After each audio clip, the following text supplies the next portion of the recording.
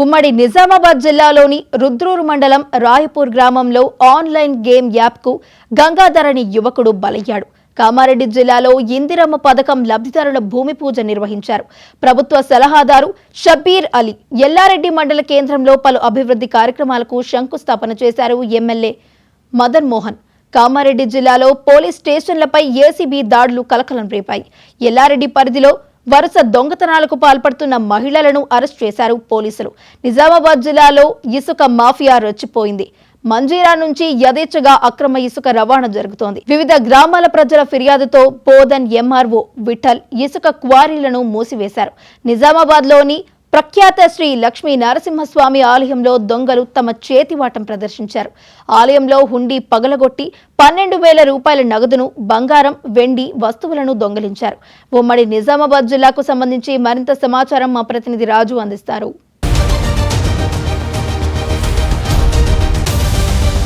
నమస్తే, welcome to మహా news. ఉమ్మడి నిజామాబాద్ జిల్లాలో గత వారం రోజులుగా జరిగిన ముఖ్యాంశాలను ఒకసారి చూసినట్టయితే, ఉమ్మడి నిజామాబాద్ జిల్లాకు సంబంధించి ఒక యువకుడు ఆన్లైన్ గేమ్ లో బెట్టింగ్ ఆడి తన ప్రాణాలను కోల్పోయిన పరిస్థితి అయితే ఉంది. ఆన్లైన్ గేమింగ్ యువకుడు అయితే బలయ్యాడు. రుద్రూరు మండలం రాయకూరు గ్రామానికి చెందిన గంగాధర్ అనే యువకుడు 5,000 రూపాయలే తన తండ్రి వేరే అవసరాల కోసం ఇచ్చిన 5,000 రూపాయలను తాను తండ్రికి తెలియకుండా ఆన్లైన్ లో గేమ్ ఆడి 5,000 రూపాయలు పోగొట్టుకున్నాడు. చివరకు ఈ విషయం తన తండ్రికి తెలుస్తుందనే భయంతో తాను ఇంట్లో ఎవరు లేని సమయంలో ఉరి వేసుకొని ఆత్మహత్య చేసుకున్న సంఘటన అయితే నిజామాబాద్ జిల్లాలో చోటు చేసుకుంది. తరచూ ఆన్లైన్ గేమింగ్ వలన యువకులైతే ప్రస్తుతం వాళ్ళ ప్రాణాలైతే పోగొట్టుకుంటున్న పరిస్థితి అయితే ఉంది. ఆన్లైన్ గేమ్లు ఆడొద్దని ఎంత చెప్పినప్పటికీ కూడా యువకులు ప్రధానంగా క్రికెట్ బెట్టింగ్ కావచ్చు, ఇలాంటి బెట్టింగ్ గేమ్స్ బారిన పడి మృతి చెందిన సంఘటనలు అయితే తరచూ చోటు చేసుకుంటున్నాయి. పోలీసులు ఎంత వీటికి సంబంధించి ప్రచారం చేస్తున్నప్పటికీ ప్రధానంగా యువకులే ఎక్కువగా బానిసలు అవుతున్నారు. చివరకు డబ్బులు పోగొట్టుకొని తమ ప్రాణాలపైకే తెచ్చుకుంటున్న పరిస్థితి అయితే ఉంది. కామారెడ్డి జిల్లాలో ఇందిరమ్మ ఇళ్ల కోసం ఎవరైతే లబ్ధిదారులు ఉన్నారో వారికి భూమి పూజ కార్యక్రమం నిర్వహించారు షబీర్ అలీ. తాను ఏదైతే ఆ లబ్ధిదారుల ఎంపిక జరిగిన తర్వాత ఈ లబ్ధిదారులు ఉన్నారో వారికి భూమి పూజ కార్యక్రమం నిర్వహించారు. వారికి ఇల్లు కూడా ప్రభుత్వమే కట్టిస్తుందని తెలియజేశారు. ఎంతో ప్రతిష్టాత్మకంగా పేదవారి కోసం ఇందిరమ్మ ఇళ్లను నిర్మించి ఇస్తోంది. అందులో మొదటి దఫలో భాగంగా ఈ లబ్ధిదారుల ఎంపిక కూడా జరిగింది. 1-2 సార్లు లబ్ధిదారులందరినీ కూడా వాళ్ళు ఎంక్వైరీ చేసిన తర్వాత అధికారులు ఓకే చెప్పడంతో గ్రామంలో ఏదైతే ఈ ఇళ్ల భూమి పూజ కార్యక్రమం నిర్వహించారు. ఇందులో భాగంగా కామారెడ్డి జిల్లా చిన్న మల్లారెడ్డి గ్రామంలో లబ్ధిదారులకు భూమి పూజ కార్యక్రమం నిర్వహించారు షబీర్ అలీ. తాను ఒకటే చెప్పారు, కాంగ్రెస్ ప్రభుత్వం పేదల ప్రభుత్వం అని, పేదలకు ఖచ్చితంగా ఆదుకుంటుందని, ఏదైతే ఎన్నికల సమయంలో ప్రభుత్వం ఇచ్చిన హామీలన్నీ కూడా ప్రభుత్వం నెరవేరుస్తుందని చెప్పి షబీర్ అలీ తెలియజేశారు. ఆ లబ్ధిదారులకు ఖచ్చితంంగా ఎవరైతే అర్హులు ఉన్నారో వాళ్ళందరికీ కూడా ఇందిరమ్మ ఇండ్లు ఖచ్చితంగా కట్టిస్తామని చెప్పి షబీర్ అలీ కూడా పేదలకు తెలియజేశారు. ఎల్లారెడ్డి నియోజకవర్గంలో పలు అభివృద్ధి కార్యక్రమాలకు శంకుస్థాపన కార్యక్రమం నిర్వహించారు ఎల్లారెడ్డి ఎమ్మెల్యే మదన్ మోహన్. ఎల్లారెడ్డి నియోజకవర్గం సంబంధించి తాడ్వాయిలో 10 లక్షలతో అభివృద్ధి కార్యక్రమాలకు శంకుస్థాపన కార్యక్రమాలు నిర్వహించారు. ఈ సందర్భంగా మదన్ మోహన్ తెలియజేస్తూ ఎన్నికల్లో ఇచ్చిన హామీల్లో భాగంగా ప్రస్తుతం అయితే 10 లక్షల రూపాయలతో గ్రామానికి సంబంధించి బీటీ రోడ్డు అలాగే ఏదైతే సర్కులర్ జారీ అయ్యిందో వారన్నీ కూడా నెరవేరుస్తామని ఎమ్మెల్యే తెలియజేశారు. మదన్ మోహన్ మొదటి నుంచి కూడా కమిట్మెంట్ తో పనిచేస్తున్న పరిస్థితి. ఎల్లారెడ్డి ఎమ్మెల్యే అభివృద్ధి కార్యక్రమాలు ఏదైతే ఎన్నికల్లో ఇచ్చిన హామీలన్నీ కూడా ఒకటికొటిగా నెరవేర్చడంతో ఎల్లారెడ్డి నియోజకవర్గంలో మాత్రం అక్కడ ఓటర్లందరూ కూడా సంతోషం వ్యక్తం చేస్తున్న పరిస్థితి అయితే ఉంది. నియోజకవర్గంలో ఇప్పుడిప్పుడే అభివృద్ధి ఫలాలైతే ప్రజలకైతే అందుతున్నాయి. అలాగే అతి త్వరలో కూడా పేదలకు డబుల్ బెడ్రూమ్ ఇళ్లను కూడా అందజేస్తామని చెప్పి ఎల్లారెడ్డి ఎమ్మెల్యే మదన్ మోహన్ తెలియజేశారు. ఎవరు కూడా నిరాశ చెందొద్దని చెప్పి అయితే ఆయన తెలియజేస్తున్న పరిస్థితి. అయితే కొందరికి మాత్రం పెన్షన్లు రేక తీవ్ర ఇబ్బందులు పడుతున్న పరిస్థితి ఉంది. ఇటు పెన్షన్లు, ఇందిరమ్మ ఇల్లు, అభివృద్ధి ఫలాలు కొందరికి పేదలకైతే అందడం లేదు. ఏదేమైనప్పటికీ ఎవరైతే అర్హులు ఉన్నారో అభివృద్ధి సంక్షేమ పథకాలకు తను చేయూతను అందిస్తానని చెప్పి ఆయన అయితే చెప్తున్న పరిస్థితి. మదన్ మోహన్ ఎల్లారెడ్డి నియోజకవర్గంలో తరచు ఈ అభివృద్ధి కార్యక్రమాల శంకుస్థాపన జరుగుతూనే ఉంది. తాజాగా ఈ 10 లక్షల రూపాయలతో గ్రామంలో రోడ్డు నిర్మాణ పనులైతే నిర్వహించడం పట్ల ప్రజలైతే సంతోషం వ్యక్తం చేస్తున్నారు.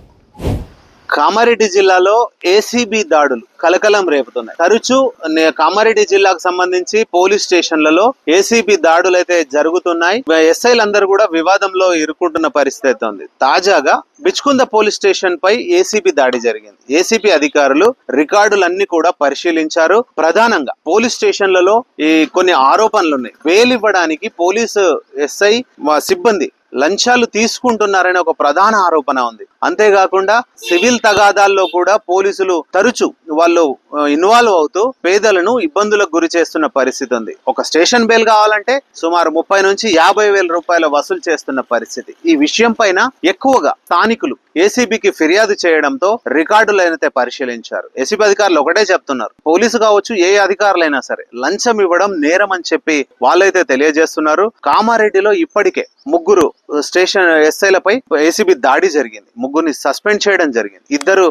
ఇద్దరిపైన శాఖపరమైన చర్యలు కూడా తీసుకున్నారు కామారెడ్డి సిపి. ఇట్లా ఉన్న తరుణంలో కూడా కామారెడ్డి జిల్లాలో పోలీస్ స్టేషన్ లో ఎస్ఐలు వారు ఈ లంచాలు తీసుకుంటున్నారని ఎక్కువగా ఆరోపణలు అయితే వినిపిస్తున్న తరుణంలో ఏసీబీ అధికారులు దాడులు చేయడం అంత వివాదాస్పదంగా ఉన్న అధికారులు ఎవరైతే వాళ్ళంతా కూడా ఇప్పటికైనా పద్ధతి మార్చుకోవాలని చెప్పి ఏసీబీ అధికారులు తెలియజేస్తున్నారు. ప్రజలెవరు కూడా అధికారులకు లంచం ఇవ్వాల్సిన అవసరం లేదని, ఎవరైనా ఇబ్బందులకు గురి చేస్తే తమను సంప్రదించాలని చెప్పి ఏసీబీ అధికారులు తెలియజేస్తున్నారు.